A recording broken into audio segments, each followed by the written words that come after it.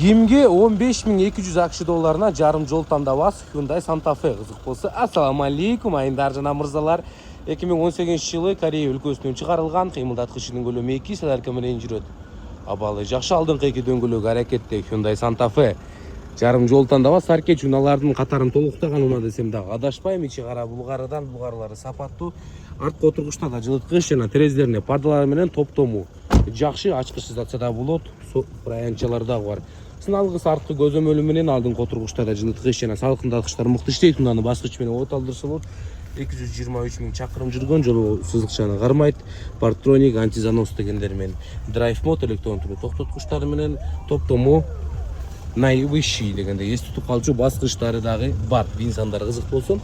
2018 Кореец Hyundai Santa Fe баасы 15.200 содолашы жолдору бир аз болот. Байланыстандары баяндамада чалырыздар.